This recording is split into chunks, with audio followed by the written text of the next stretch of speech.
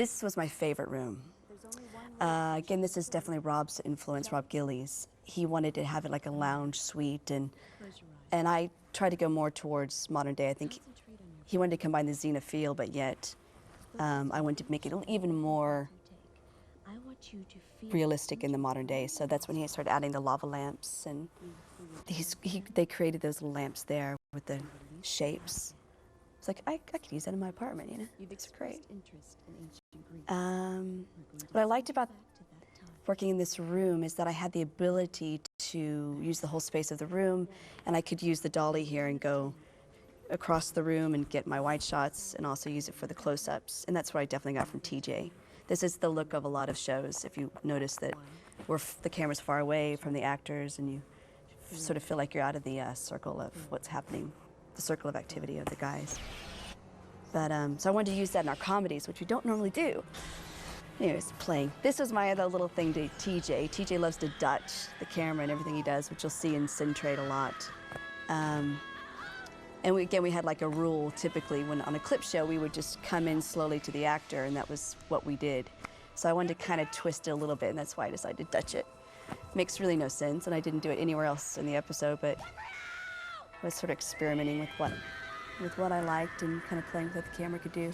I believe the clips were already written. Some of them were written when I received the script, and I did watch them before. I think there's only one that I didn't think was working. It was a Prometheus one that came that they had chosen to come at the end of the episode, and I thought it was just too slow and a bit of a downer, too sentimental.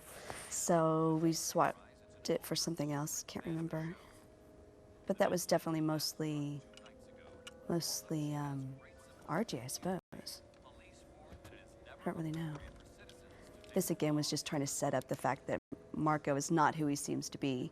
And to me, that's again what was fascinating about this episode, is that everybody has this sort of pretense of a certain way of life. You know, like Ted's character is the doctor, he's very straight, so we think. And then later, we find out who he really is.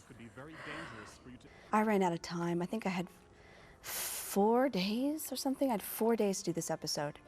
And I was so over it that I went into my 5th day, and I got an extra half a day, unfortunately. Fortunate for me, and fortunate for the director that came after me.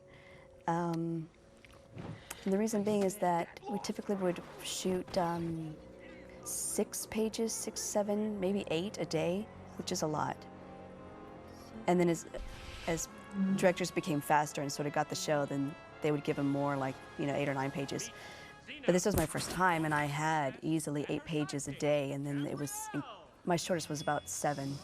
And then it, because I was behind, it kept getting pushed to the next day. So I remember one day we did the most setups we'd ever done on a Xena episode.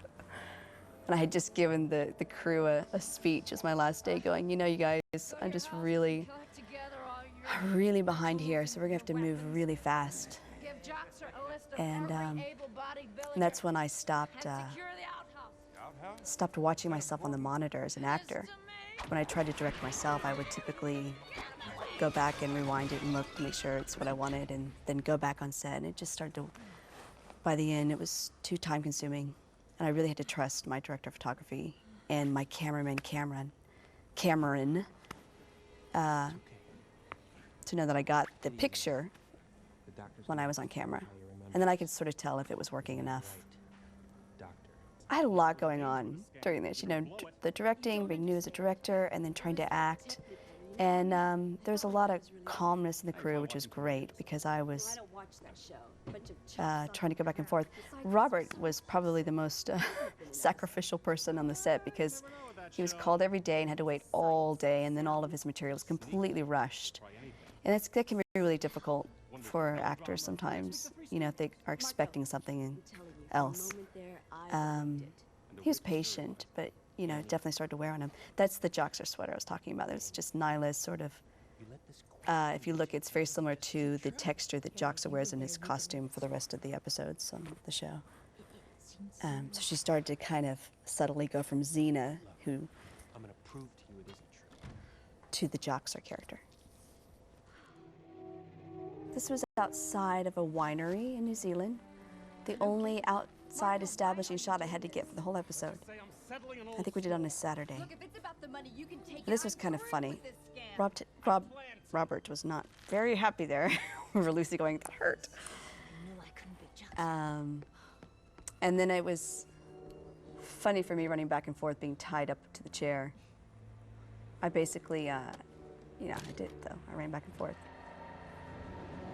This was a great gadget from our prop department. Again, they were so excited because they got to do something different. It wasn't a treasure chest or, a scabbard. They got to do something that was modern day. That's what I loved about directing, just being able to go to the different departments and see all these creative people, so joyful and happy in the work environment and having the ability to do something they love and get paid for it, Just a great, great place. It's funny seeing Ted play something completely different from the Jockster character. He's starting to let the Xena come out in him by being in charge of the threesome here. Don't worry, Harry. It won't be long. But again, I didn't want to. I mean, it's pretty obvious that Ted's Xena, but I was still trying to keep it a little ambiguous so that you weren't really sure if Lucy, who we all know is Xena, playing the Maddie character.